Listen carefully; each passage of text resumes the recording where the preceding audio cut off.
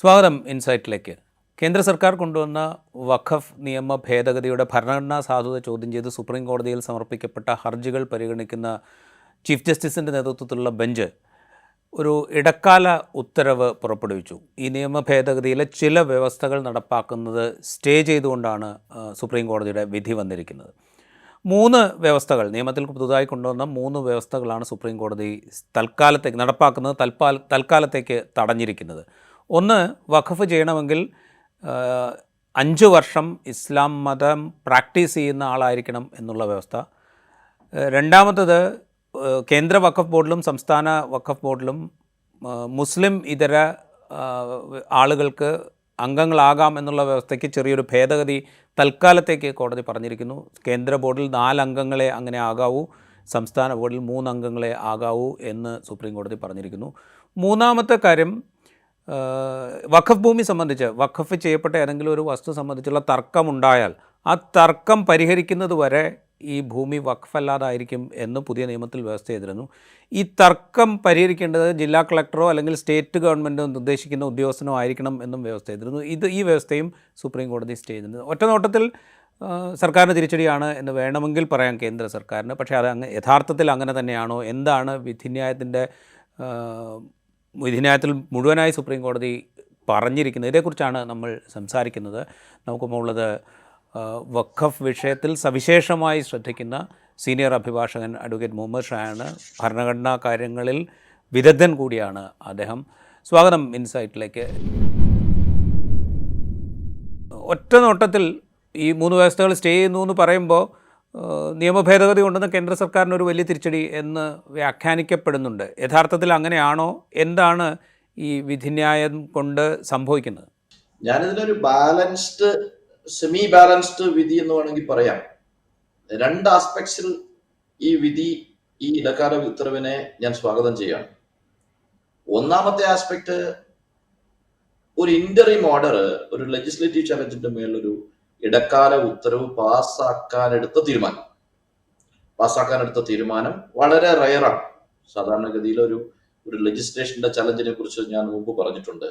അതിന്റെ ടെസ്റ്റുകൾ article 13 of the constitution, അതിനകത്ത് പാർട്ട് 3 ഏതെങ്കിലും ഫണ്ടമെന്റൽ റൈറ്റ്സിന്റെ ഇൻഫ്രിഞ്ച്മെന്റ് ഉണ്ടെന്ന് പേറ്റന്റ് ആയിട്ട് പ്രിമാ ഫേസി ബോധ്യപ്പെട്ടാൽ മാത്രമേ, വളരെ റയറായി മാത്രമേ അതിന്റെ ഏതെങ്കിലും പ്രൊവിഷൻ സ്റ്റേ ചെയ്യപ്പെടാറുള്ളൂ. അതേപോലെ തന്നെ ലെജിസ്ലേറ്റീവ് കോമ്പീറ്റൻസ് ഇല്ല എന്നുണ്ടെങ്കിൽ യൂഷ്വലി സ്റ്റേ ചെയ്യപ്പെടും. കോമ്പീറ്റൻസിന്റെ പ്രശ്നമൊന്നും അവിടെ ഇല്ല, കോമ്പീറ്റൻസ് ഉണ്ട്. അപ്പോൾ ആർബിട്രനെസ്സും ആ ഇഷ്യൂസും ഒക്കെ നോക്കിയതിന് ശേഷം അവര് അതിന് ഇന്റർഫിയർ ചെയ്തു, up to an extent interfere ചെയ്യാൻ തീരുമാനിച്ചു ചില കാര്യങ്ങൾ. അത് സ്വാഗതാർഹമാണ് ശരിക്കും. അത് ഞാനിതിന്റെ പക്കാ ലീഗൽ പെർസ്പെക്റ്റീവിലാണ് ഞാൻ പറയുന്നത്. I don't know whether the common man will digest it or not. Anyway, അതൊരു ഇമ്പോർട്ടന്റ് കാര്യമാണ്, ഇന്റർഫിയർ ചെയ്യാൻ തീരുമാനിച്ചു. രണ്ടാമത്തെ വിഷയം, ഈ 3C ബന്ധപ്പെട്ട് കളക്ടറുടെ അധികാരം ടോട്ടലി വയലേഷൻ ഉള്ള ഒരു കാര്യമായിരുന്നു. കളക്ടർ ഒരു ഗവൺമെന്റ് ഹാൻഡ് ആണ് എന്ന് കളക്ടർ ആഗ്രഹിച്ചാൽ, അല്ലെങ്കിൽ കളക്ടർ അങ്ങനെ തീരുമാനിച്ചാൽ, അങ്ങനെ ചിന്തിച്ചാൽ പോലും ഒരു വഖഫ് അല്ലാതായി മാറും. അങ്ങനെ പ്രോപ്പർട്ടിയുടെ സ്വഭാവം തീരുമാനിക്കേണ്ട അധികാരം ഒരു കളക്ടർക്ക് ലഭിക്കുകയാണ്. ഒരു ജുഡീഷ്യൽ അതോറിറ്റി നോക്കേണ്ട ഒരു കാര്യം കളക്ടർക്ക് ലഭിക്കുകയാണ്. ഇമീഡിയറ്റ്ലി അതിന്റെ വഖഫിന്റെ സ്വഭാവത്തിൽ മാറ്റാൻ കഴിയുന്നു.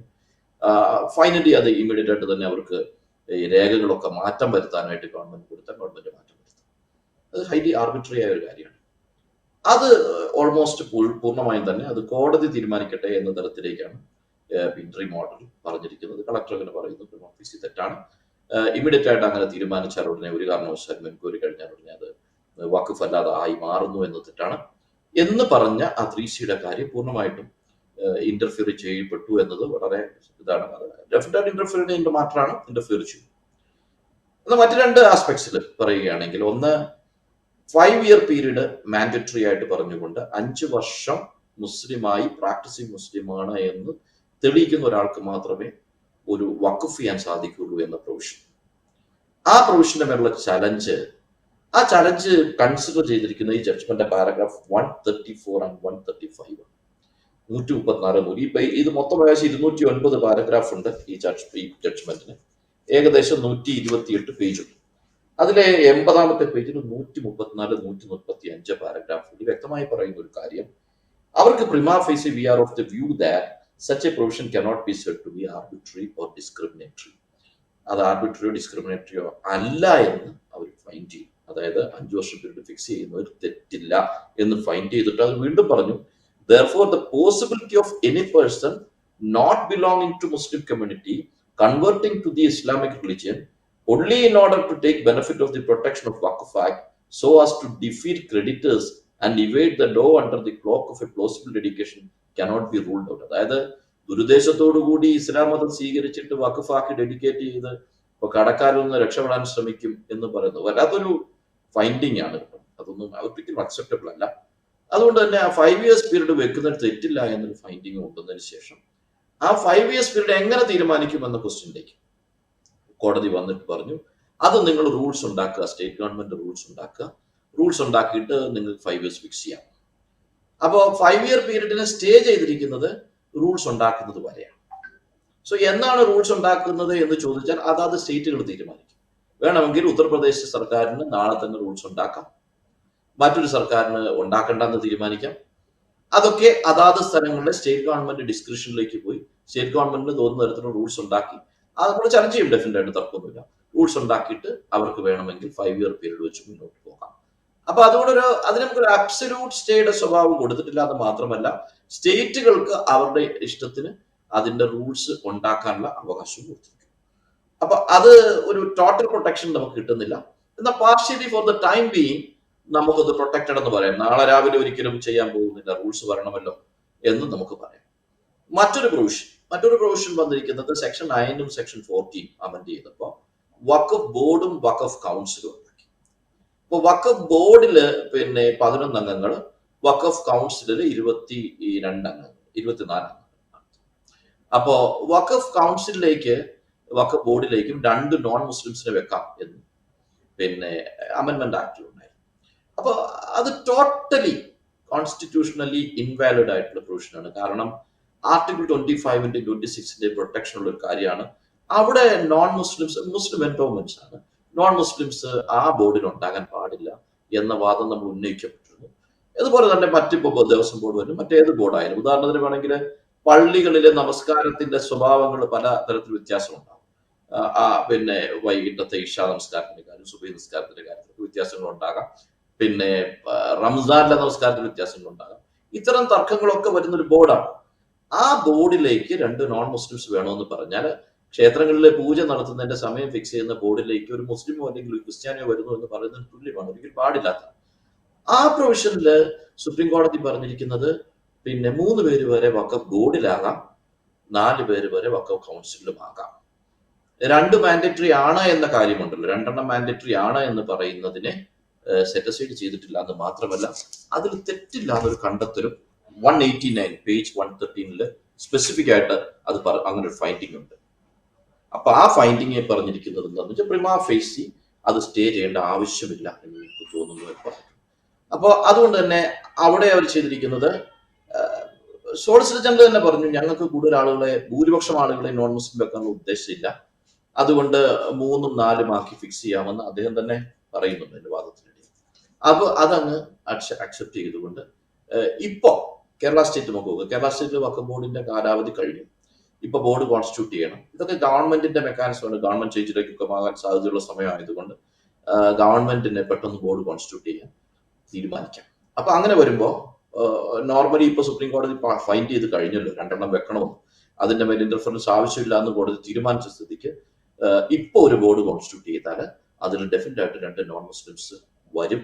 അത് കേരളത്തെ സംബന്ധിച്ച് ഇപ്പൊ ബോർഡ് കോൺസ്റ്റിറ്റ്യൂട്ട് ചെയ്യേണ്ട ആവശ്യമുണ്ടെന്നുള്ള അവസ്ഥയിലേക്ക് നിൽക്കുന്നത് കൊണ്ട് അത് വലിയ ഡേഞ്ചറസ് പ്രൊപ്പോസിഷനാണ്. അതുകൊണ്ട് ഞാൻ പറയുന്നത് കേരള പോലുള്ള സംസ്ഥാനങ്ങളിൽ ബോർഡുകൾ റീകോൺസ്റ്റിറ്റ്യൂഷൻ ഇപ്പൊ ചെയ്യരുത്. കാരണം ഈ കോടതിയുടെ വിധിയുടെ അവസാന പോർഷൻ തന്നെ പറയുന്നുണ്ട് ഇതൊക്കെ ഒരു പ്രിമാ ഫേസി ഒപ്പീനിയൻ ആണ്. ഫൈനലി വാദം കേൾക്കുമ്പോൾ കോൺസ്റ്റിറ്റ്യൂഷണാലിറ്റി ഇവാലുവേഷൻ നടത്തും. അത് നടത്തുന്ന സമയത്ത് ഇതിന്റെ ഫൈനൽ ജഡ്ജ്മെന്റ് ആകുള്ളൂ. അപ്പൊ അതുവരെ വെയിറ്റ് ചെയ്തിട്ട് തൽക്കാലം ഇപ്പോ ഒരു ബോർഡ് കോൺസ്റ്റിറ്റ്യൂട്ട് ചെയ്യാൻ വേണ്ടി ആരും തയ്യാറാകാൻ പാടില്ല എന്ന ഒരു ഇതാണ്.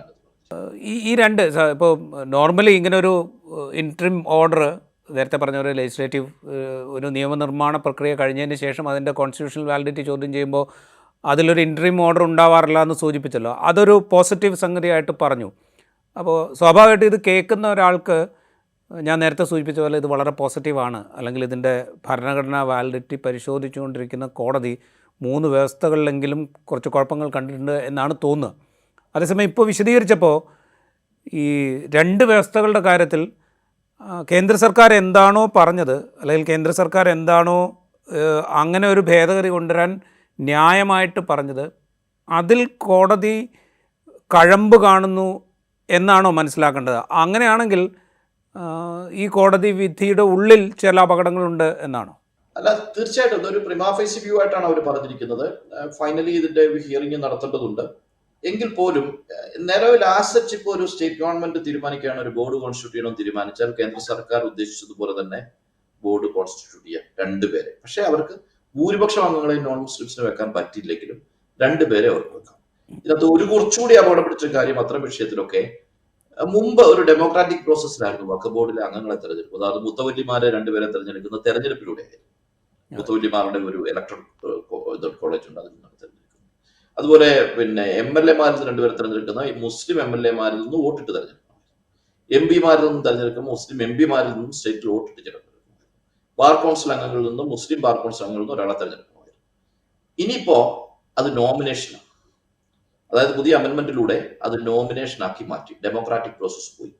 അങ്ങനെ വരുമ്പോഴുള്ള ബുദ്ധിമുട്ട് എന്താണെന്ന് ചോദിച്ചാൽ, ഇത് ചെയ്യാം എന്ന് പറഞ്ഞു 3 പേരിൽ കൂടുതൽ വരരുത്, അല്ലെങ്കിൽ 4 പേരിൽ കൂടുതൽ വരരുത്, 2 നിർബന്ധമായും വേണം എന്ന് പറയുന്നതിനെ കൺഫേം ചെയ്തുകൊണ്ടുള്ള ഇന്റർവ്യൂ ഓർഡർ വരുമ്പോൾ സ്റ്റേറ്റ് ഗവൺമെന്റുകൾക്ക് ഈ പറഞ്ഞ 3 പേരോ അല്ലെങ്കിൽ 4 പേരോ അല്ലെങ്കിൽ 2 പേര് തന്നെ, 2 പേര് മാൻഡേറ്ററി ആയിട്ടുള്ളതിനെ നോമിനേറ്റ് ചെയ്യാം.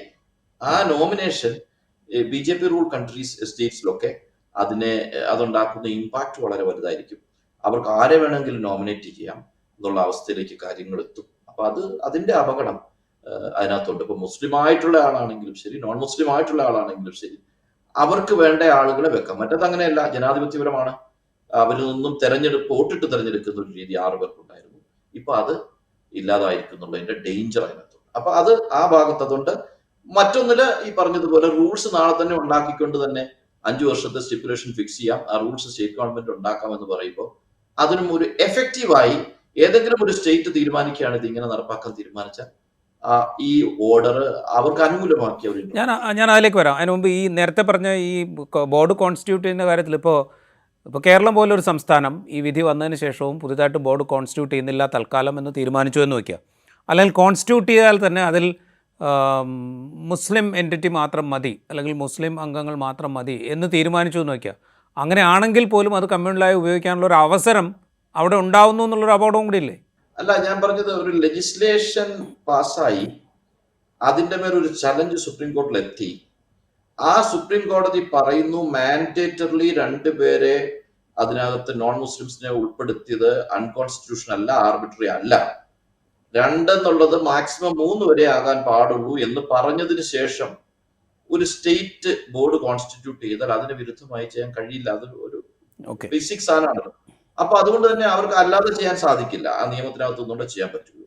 പക്ഷേ ചലഞ്ച് എന്ന് പറയുന്നത് നോൺ മുസ്ലിം എൻട്രി അതിനകത്ത് പറ്റില്ല എന്നുള്ള ചലഞ്ച് പെൻഡിങ് ആണ്.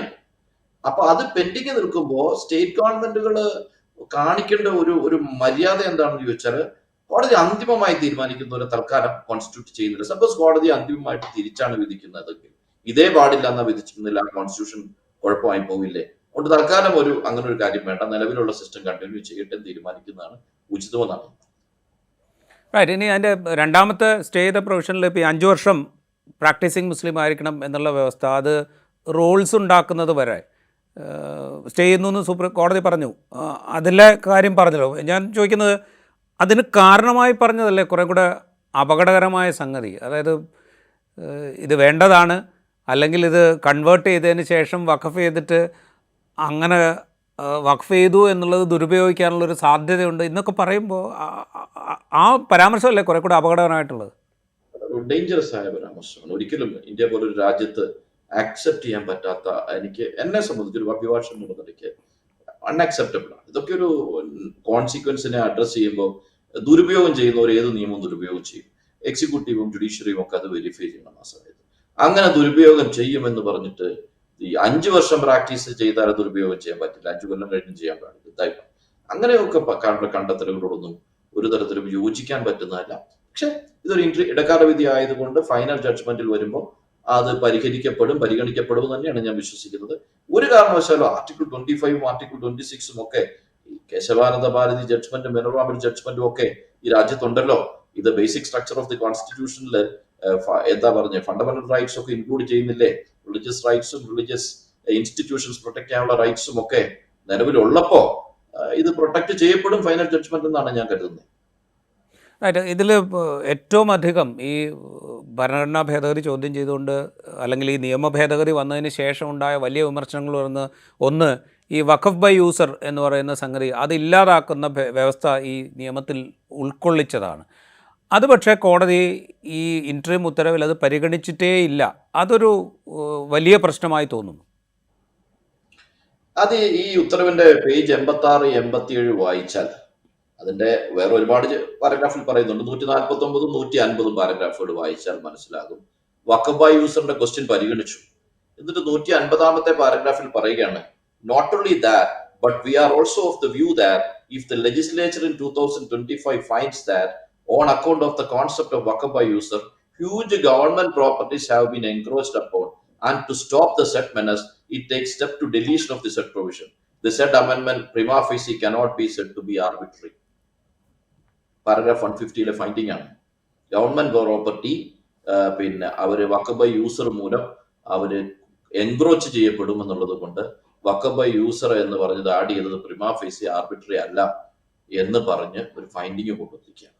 അപ്പൊ അത് തെറ്റായ പ്രപ്പോസിഷനാണ്. മുസ്ലിം ലോയിൽ വഖഫ് ബൈ യൂസർ എന്ന് പറയുന്നത് കാലങ്ങളോളം ഉപയോഗിച്ചുകൊണ്ടിരിക്കുന്ന പള്ളികള്, മദ്രസകള്, സ്ഥാപനങ്ങളൊക്കെ നടത്തിക്കൊണ്ടിരിക്കുന്ന കാര്യത്തെ അത് കോടതിയുടെ ഫൈൻഡിങ്ങിൽ ഇപ്പോ അത് ഗവൺമെന്റ് ഭൂമി എൻക്രോച്ച് ചെയ്യാനുള്ള ആയുധമായി പോകും. അതുകൊണ്ട് വഖഫ് ബൈ യൂസർ എടുത്തു കളഞ്ഞത് ആർബിട്രറി അല്ല എന്നുള്ള finding it is not at all acceptable. അല്ലാതെ ഒരു ഇടക്കാല ഉത്തരവിലാണെങ്കിൽ പോലും ഇതൊരു ഇടക്കാല ഉത്തരവിലെ പരാമർശമാണ് എന്ന് നമ്മൾ അംഗീകരിച്ചുകൊണ്ട് ആണെങ്കിൽ പോലും ഇത് സത്യം പറഞ്ഞാൽ കേന്ദ്ര സർക്കാർ എന്താണോ പറഞ്ഞത് അത് അതേപടി സ്വീകരിച്ച് എഴുതി വച്ചിരിക്കുന്നത് പോലെ തോന്നുന്നു ഈ പരാമർശം കാണുമ്പോൾ. അല്ല, ഈ പരാമർശങ്ങളൊക്കെ ഒഴിവാക്കാവുന്നതായിരുന്നു. ഞാൻ പറഞ്ഞ ഇനീഷ്യൽ സ്റ്റേജിൽ നമ്മൾ ജഡ്ജ്മെന്റ് ഇപ്പോഴാണ് കണ്ടത്. ആ ജഡ്ജ്മെന്റ് കാണുമ്പോൾ എനിക്ക് തോന്നുന്ന ഒരു കാര്യം, ഇത്തരം പരാമർശങ്ങളൊന്നും ആവശ്യമുണ്ടായിരുന്നില്ല. കാരണം വഖഫ് ബൈ യൂസർ എന്ന് പറയുന്ന കോൺസെപ്റ്റ് പോലും ഇസ്ലാമിൽ പെർമിസിബിൾ ആയതാണ്, മുസ്ലിം പേഴ്സണൽ ലോ ആയിട്ട് ബന്ധപ്പെട്ട് കിടക്കുന്നതാണ്. അത് ആർട്ടിക്കിൾ 25 26 പ്രൊട്ടക്ഷൻ ഉള്ളതാണ്. അതിന്റെ പർവ്യൂവിൽ വരുന്നതാണോ അല്ലയോ എന്നുള്ള പരിശോധന നടത്തുന്നതിന് പകരം അത് ഗവൺമെന്റ് പ്രോപ്പർട്ടി എൻക്രോച്ച് ചെയ്യാനുള്ള ടൂളായി മാറുന്നു. അതുകൊണ്ട് ആർബിട്രറി അല്ല എന്നുള്ള ഫൈൻഡിങ്ങിലേക്ക് പോകുന്നത്, പ്രിമാ ഫേസി ഫൈൻഡിങ്ങിലേക്ക് പോകുന്നത് നമുക്കത് ആക്സെപ്റ്റബിൾ അല്ല. അത് പിന്നെ ജുഡീഷ്യൽ പാർലൻസ് നോക്കുകയാണെങ്കിൽ അത് അങ്ങനെ ഒരു ഫൈൻഡിങ്ങിലേക്ക് പോകാൻ പാടില്ലായിരുന്നു. അത് പ്രത്യേകിച്ച് ഒരു പ്രിമാ ഫേസി വ്യൂ എന്ന നിലയ്ക്ക് അത് പറയുമ്പോൾ നാളെ വീണ്ടും ഇത് വാദം നടത്തേണ്ട ഒരു ക്വസ്റ്റൻ ആണ്. ഞാൻ പറഞ്ഞല്ലോ, എല്ലാ കോൺസ്റ്റിറ്റ്യൂഷൻ വാലിഡിറ്റി നോക്കുമ്പോൾ ഇതൊന്നും അല്ല അതിന്റെ പാരാമീറ്റർ ആർട്ടിക്കിൾ 25 26 ഹിറ്റ് ചെയ്യുന്നു എന്നുള്ളത് തന്നെ ആയിരുന്നല്ലോ. ഫണ്ടമെന്റൽ റൈറ്റ്സിനെ ഹിറ്റ് ചെയ്യുന്നു എന്നുള്ള ക്വസ്റ്റ്യൻ തന്നെയല്ലേ? അപ്പൊ അതിനകത്ത് നിന്നുകൊണ്ട് അങ്ങനെ ഒരു ഭൂമി എന്റെ ഭൂമി ഞാൻ പിന്നെ ഒരു പള്ളിക്ക് അല്ലെങ്കിൽ ഒരു സ്ഥാപനത്തിന് ഞാൻ വിട്ടുകൊടുക്കാൻ തീരുമാനിച്ചു. ഒരു പള്ളി പണിത് മുന്നോട്ട് പോകുന്നു. നാളെ എന്റെ മക്കൾ വന്നിട്ട് അത് കൊടുത്തതിന് ശേഷം വഖഫ് ബൈ യൂസറായിട്ട് പള്ളി ഉപയോഗിക്കുന്നതല്ല, യൂസറാ പറ്റില്ല, എനിക്ക് തിരിച്ചു വേണമെന്ന് പറയുന്ന ഒരു സിറ്റുവേഷൻ വരാൻ പാടില്ലല്ലോ. അത് അല്ലെങ്കിൽ തന്നെ അഡ്വൈസ് പൊസിഷനും മറ്റു കാര്യങ്ങളും നിയമങ്ങളും ഒക്കെ ഉള്ളൊരു നാടല്ലേ. അവിടെ വഖഫായി കൊടുത്തൊരു സാധനത്തെ വന്ന എന്തെല്ലാം കലാമിറ്റി ഉണ്ടാവും. ഏതൊക്കെ തരത്തിൽ ഇത് മാത്രമോ ഗവൺമെന്റും അതിന് കൂട്ടു നിൽക്കുന്ന തരത്തിലുള്ള രാഷ്ട്രീയമൊക്കെ നടത്തിക്കൊണ്ടിരിക്കുന്ന സമയത്ത് വലിയ കലാപങ്ങളിലേക്ക് കാര്യങ്ങൾ ഓരോ സ്ഥലങ്ങളിൽ അതാത് സ്ഥലങ്ങളിലെ ജനങ്ങൾ ഇമോഷണലായി അതിനോട് റെസ്പോണ്ട് ചെയ്യില്ലേ? അപ്പൊ ഒരു കാര്യവുമില്ലാത്ത ഒരു കാര്യം അറ്റ്ലീസ്റ്റ് ഞാൻ ചെയ്യാമായിരുന്നു. നമുക്കിപ്പോ വഖഫ് ബൈ യൂസർ ആയിട്ട് ഇതുവരെ കൊടുത്തത് പ്രോസ്പെക്റ്റീവ് ആണെന്ന് പറഞ്ഞിട്ടാണ് ഇത് കൺഫേം ചെയ്തത്. അത് നാളെ പോലെ വരത്തുള്ളൂ, ഇന്നലെ വരെ ഇല്ല. പക്ഷേ അതിന് കട്ട് ഓഫ് ഡേറ്റ് ഉണ്ട്. ഏപ്രിൽ മാസം 2025 രജിസ്റ്റർ ചെയ്തിട്ടുള്ള വഖഫ് ബൈ യൂസറിന് മാത്രം അപ്ലിക്കബിൾ ഉള്ളൂ. രജിസ്ട്രേഷൻ നടത്താത്ത വഖഫുകളൊക്കെ ഉണ്ടെന്നേ, വഖഫ് ബൈ യൂസർ ഒരുപാടെണ്ണം ഉണ്ട്. അവരൊരു 6 മാസം സമയം കൊടുക്കുക, ഇത് രജിസ്ട്രേഷൻ നടത്താനുള്ള അനുവാദം കൊടുക്കാൻ പറഞ്ഞാൽ ഏതായാലും 2025 ഏപ്രിൽ വരെ പോയിട്ടുണ്ടെങ്കിൽ ഒരു 6 മാസം പീരീഡിൽ അത് രജിസ്ട്രേഷൻ അനുവാദം കൊടുത്താൽ എല്ലാവരും രജിസ്ട്രേഷൻ നടത്താൻ പറഞ്ഞാൽ ഒരു ഇഷ്യൂ അങ്ങ് മാറുമല്ലോ. ഇതിപ്പോ അതൊന്നും പോലും പറഞ്ഞിട്ടില്ലാതെ വഖഫ് ബൈ യൂസർ കൺഫേം ചെയ്താൽ ഇറ്റ് ഈസ് ഡേഞ്ചറസ് എന്ന് എനിക്ക് പറയാം. റൈറ്റ്. ഞാൻ അവസാനമായിട്ടൊരു കാര്യം ചോദിച്ചിട്ട്, ഇപ്പോഴും ഇതൊരു പ്രാഥമികമായ വാദം കേൾക്കലിന് ശേഷം നൽകിയിരിക്കുന്ന ഒരു ഇടക്കാല ഉത്തരവ് എന്ന ഒരു ബലം അവിടെ ഉണ്ടെന്ന് വിചാരിക്കുക. ഈ പറഞ്ഞ കോൺസ്റ്റിറ്റ്യൂഷണൽ ഭരണഘടനാ പ്രശ്നങ്ങൾ അത് വേണ്ട രീതിയിൽ ഉന്നയിക്കപ്പെടുകയും പരിഗണിക്കപ്പെടുകയും ചെയ്യും എന്ന് ഈ പ്രാഥമിക നിരീക്ഷണങ്ങളുടെ അടിസ്ഥാനത്തിൽ നമുക്ക് കരുതാമോ? ഈ നിരീക്ഷണങ്ങളിൽ പലതും ഒരു പരിധി കടന്ന നിരീക്ഷണങ്ങളാണ് എന്ന് തോന്നുന്നുണ്ടല്ലോ. അല്ല, മുസ്ലിം ലീഗ് ഉൾപ്പെടെയുള്ള എല്ലാ സംഘടനകളും കോടതിയിൽ പോയ ആളുകള് അതിശക്തമായി എല്ലാ വാദങ്ങളും അതിനകത്ത് ഉന്നയിച്ചിട്ടുണ്ട്. എല്ലാ പ്രപ്പോസിഷൻസും പ്രൊഡ്യൂസ് ചെയ്തിട്ടുണ്ട്. കോൺസ്റ്റിറ്റ്യൂഷണലായി പറയാവുന്ന എല്ലാ കാര്യങ്ങളും പറഞ്ഞിട്ടുണ്ട്. അതിൽ പലതും പ്രിമാ ഫേസി ഫൈൻഡിങ്ങിലേക്ക് എത്തുന്നതിന് കാര്യമായ അതിലേക്കൊന്നും പോയിട്ടില്ല എന്നുള്ള ഒരു വിഷമമുണ്ട്. കാരണം ഇതിന്റെ വാദമൊക്കെ പല സ്റ്റേജിലും നമ്മൾ വാച്ച് ചെയ്തുകൊണ്ടിരുന്ന ആളുകളാണ്. അപ്പോ ഈ അവിടെ പരിഗണിക്കേണ്ടിയിരുന്ന ക്വസ്റ്റ്യൻ എന്തായിരുന്നു? വഖഫ് യൂസറിന്റെ പരിഗണിക്കേണ്ടിയിരുന്ന ക്വസ്റ്റ്യൻ ഇതൊക്കെയാണോ, പ്രോസ്പെക്റ്റീവ് ആണോ എന്ന് നോക്കലല്ലോ വേണ്ടത്. ഇതൊക്കെ ചെയ്യാമോ എന്നല്ലേ നോക്കേണ്ടത്. ഇതൊക്കെ ഗവൺമെന്റ് ലാൻഡ് എൻക്രോച്ച് ചെയ്യപ്പെടാൻ ദുരുപയോഗം ചെയ്യുമെന്നാണല്ലോ നോക്കേണ്ടത്. ഇത് പാർട്ട് 3 ഫണ്ടമെന്റൽ റൈറ്റ്സിനെ ഹിറ്റ് ചെയ്യുമെന്നല്ലേ നോക്കേണ്ടത്. അത് ഫണ്ടമെന്റൽ റൈറ്റ്സിനെ ഹിറ്റ് ചെയ്യുമെന്ന് പറയാൻ ബേസിക്കലി അതിനകത്ത് എന്ത് തർക്കം അതിനകത്തുള്ളത്? ഇനി ഞാൻ ചോദിക്കട്ടെ, എന്ത് തരം പ്രീസിഡൻസ് ആണ് നമ്മൾ ക്രിയേറ്റ് ചെയ്യുന്നത്? ഞാൻ പിന്നെ ഈ വഖഫ് ബോർഡിൽ നോൺ മുസ്ലിംസിന് ആകാമെന്ന് പറയുകയും അതേപോലെ തന്നെ മറ്റിതര കാര്യങ്ങളിൽ ഒരു ബോർഡുകളിലൊക്കെ മറ്റു മതക്കാരെ വിശ്വാസപരമായ കാര്യങ്ങളിലൊക്കെ അവരെ ഉൾപ്പെടുത്തുന്നോ ഒക്കെ തെറ്റല്ലേ? അപ്പൊ അത് ആ വിശ്വാസത്തിന്റെ ഇതിന് വിടണം. നമ്മുടെ രാജ്യത്തിന്റെ ബ്യൂട്ടി അതല്ലേ? ഡൈവേഴ്സിഫൈഡ് സൊസൈറ്റിയിൽ നമ്മളെല്ലാവരും ഒന്നിച്ചിരിക്കും. അതുകൊണ്ട് തന്നെ ഞങ്ങളുടെ ഒരു നിലപാട് എന്താന്ന് ചോദിച്ചാൽ, ആ സച്ച് കോടതി ഒരു ഉത്തരവ് തന്നു. അതിനകത്ത് ചില കാര്യങ്ങളൊക്കെ പ്രൊട്ടക്ട് ചെയ്തിട്ടുണ്ട്. അവിടെയൊക്കെ ഗവൺമെന്റുകൾ തീരുമാനിക്കേണ്ടത് പൊതുസമൂഹത്തിലെ എല്ലാ വിഭാഗം ആളുകൾക്കും അവകാശം പ്രൊട്ടക്ട് ചെയ്യുന്നുള്ള സാഹചര്യം ഉണ്ടാക്കണം. ഗവൺമെന്റ് തിരിച്ചറിഞ്ഞിട്ട് തിരുത്തലുകൾ നടത്തണം. പിന്നെ കോടതിയിലെ ഫൈറ്റ് ഒന്നും തീർന്നിട്ടൊന്നുമില്ല. കോടതി ഇപ്പോ പ്രിമാ ഫേസി ഇന്റർഫിയർ ചെയ്തു എന്ന് പറഞ്ഞത് വളരെ പോസിറ്റീവായിട്ട് ഞങ്ങൾ കാണുന്നു. പിന്നെ 3C കളക്ടറുടെ കളത്തൊക്കെ എടുത്തു കളഞ്ഞതിനെ വളരെ പോസിറ്റീവായിട്ട് ഞങ്ങൾ കാണുന്നു. മറ്റ് കൺസേൺസ് എല്ലാം ഞങ്ങൾ ഇനിയും കോടതിയിൽ വരുന്ന സമയത്ത് കോടതിയിൽ അത് റേസ് ചെയ്തുകൊണ്ട് മുന്നോട്ട് പോകും. ഒരു കൺസേൺ പോലും അഡ്രസ് ചെയ്യാതെ വിടത്തില്ല. അത് മുന്നോട്ട് കോടതിയിലേക്ക് കൊണ്ടുപോകാനാണ് ശ്രമിക്കുന്നത്. പക്ഷെ ഗവൺമെന്റുകൾ കുറച്ചുകൂടി തിരിച്ചറിഞ്ഞ് പ്രവർത്തിക്കേണ്ടതുണ്ട് എന്ന കാര്യത്തിൽ എനിക്ക് തർക്കമില്ല. ഞാൻ ഒറ്റ കാര്യത്തോട് ചോദിച്ചോട്ടെ, ഇപ്പോൾ ഈ ഭേദഗതി വന്നതിൻ്റെ തൊട്ട് പുറകെ തന്നെ ഇപ്പോൾ നോർത്ത് ഇന്ത്യൻ സ്റ്റേറ്റുകളിൽ പലയിടത്തും ഈ വഖഫായി കൈകാര്യം ചെയ്തിരുന്ന ദർഗകൾ അല്ലെങ്കിൽ മദ്രസകൾ ഇതൊക്കെ കയ്യേറുകയോ അടിച്ചു തീർക്കുകയോ ഒക്കെ ചെയ്യുന്നതിനെ കുറിച്ചുള്ള റിപ്പോർട്ടുകൾ വന്നിരുന്നു. അതേക്കുറിച്ചുള്ള കൺസേൺ പല ഭാഗത്തുനിന്ന് ഉയരുകയും വന്നിരുന്നു. ഇക്കാര്യം കോടതിയുടെ ശ്രദ്ധയിൽപ്പെടുത്തിയിരുന്നോ? അത്തരം കാര്യങ്ങൾ അവിടെ ഡിസ്കസ് ചെയ്യപ്പെട്ടിരുന്നോ? തീർച്ചയായിട്ടും ഈ വിഷയങ്ങളൊക്കെ കോടതിയുടെ ശ്രദ്ധയിൽപ്പെടുത്തിയിട്ടുണ്ട്. പിന്നെ അതിനകത്ത് ഏറ്റവും വലിയ കൺസേൺ വഖഫ് യൂസറിലാണ്. നമുക്ക് ടൈറ്റിലുള്ള ഒരു പ്രോപ്പർട്ടിയെ സംബന്ധിച്ച് നമുക്ക് കുറച്ചുകൂടി പ്രൊട്ടക്റ്റഡ് ആണ്. അതായത് വഖഫ് ഡീഡ് ഉള്ള പ്രോപ്പർട്ടീസ് അതൊക്കെ ഈ അടുത്ത കാലത്തല്ലേ അങ്ങനെയൊക്കെ വരുന്നത്. മുൻകാലങ്ങൾക്ക് 500 വർഷം പഴക്കമുള്ള പള്ളിയിലൊക്കെ അത് ഉണ്ടാവില്ലല്ലോ. ഇങ്ങനൊരു നിയമം കൊണ്ടുവന്നിട്ട് പ്രോസ്പെക്റ്റീവായിട്ട് രജിസ്റ്റർ ചെയ്യാനുള്ള കട്ട് ഓഫ് ഡേറ്റ് എങ്ങനെയാ നിയമം കൊണ്ടുവന്ന് നിങ്ങൾ ശ്രദ്ധിച്ചോ? ഒരു സുപ്രഭാതത്തിൽ നിയമം കൊണ്ട് അവതരിപ്പിച്ചിട്ട് കൊണ്ടുവന്നിട്ട് രജിസ്ട്രേഷൻ പോലും പിന്നെ ചെയ്യാൻ പറ്റുന്ന സാവകാശം പോലും കൊടുത്തില്ലല്ലോ. അത് കൊടുക്കാതെ ഇപ്പൊ തിരിച്ചു പിടിക്കൽ എന്ന് പറയുന്നത് പോലും ഒരു പൊളിറ്റിക്കൽ ടൂളാണ്. അതൊക്കെ പിന്നെ കോടതിയുടെ മുമ്പിൽ എല്ലാ വിഷയങ്ങളും റേസ് ചെയ്തു. കോടതി ഇപ്പോ പ്രിമാ ഫേസി ഒരു ഫൈൻഡിങ് ആയിട്ട് കണ്ടെത്തി ഇങ്ങനെ ഒരു ഓർഡർ പറഞ്ഞു. എന്നാൽ ഇതിനകത്ത് ഞങ്ങൾക്ക് ഡിസാറ്റിസ്ഫൈഡ് ആയിട്ടുള്ള ചില കാര്യങ്ങളുണ്ട്. ആ ഡിസാറ്റിസ്ഫൈഡ് ആയ കാര്യങ്ങൾ കോടതിയിൽ ഇനിയും ടേക്കപ്പ് ചെയ്യും. ഫൈൻഡിങ്സിൽ ചില കാര്യങ്ങൾ പറഞ്ഞതിനുള്ള ഒരു തരത്തിലും യോജിക്കാൻ കഴിയില്ല എന്ന് തന്നെ. റൈറ്റ്. വളരെയധികം നന്ദി അഡ്വക്കേറ്റ് മുഹമ്മദ് ഷാ, ഞങ്ങളോട് വിശദമായി തന്നെ ഇത് സംസാരിച്ചത്. സുപ്രീം കോടതിയുടെ ഇടക്കാല വിധി പുറത്തു വരുമ്പോൾ പ്രത്യക്ഷത്തിൽ തോന്നിയതിനപ്പുറത്ത് ചിലത് ആ വിധിയിലെ പരാമർശങ്ങളിലുണ്ട് എന്ന് വ്യക്തമാക്കിയായിരുന്നു അഡ്വക്കേറ്റ് മുഹമ്മദ് ഷാ. എങ്കിലും അദ്ദേഹവും ഈ ഹർജിയുമായി സുപ്രീം കോടതിയെ സമീപിച്ച സംഘടനകളും ഭരണഘടനാ സാധുത ചോദ്യം ചെയ്തുകൊണ്ടുള്ള അവരുടെ അപേക്ഷയിന്മേൽ കുറേക്കൂടെ വിശദമായ വാദം കേൾക്കലും കുറേക്കൂടെ ഭരണഘടനാ വ്യവസ്ഥകൾ അനുസരിച്ചുള്ളൊരു തീരുമാനവും പരമോന്നത കോടതിയിൽ നിന്നുണ്ടാകും എന്ന പ്രതീക്ഷ കൃത്യമായും വച്ചു പുലർത്തുന്നുമുണ്ട്. ഇൻസൈറ്റിൻ്റെ എപ്പിസോഡ് ഇവിടെ പൂർത്തിയാവുന്നു. മറ്റെപ്പിസോഡുമായി വീണ്ടും കാണാം.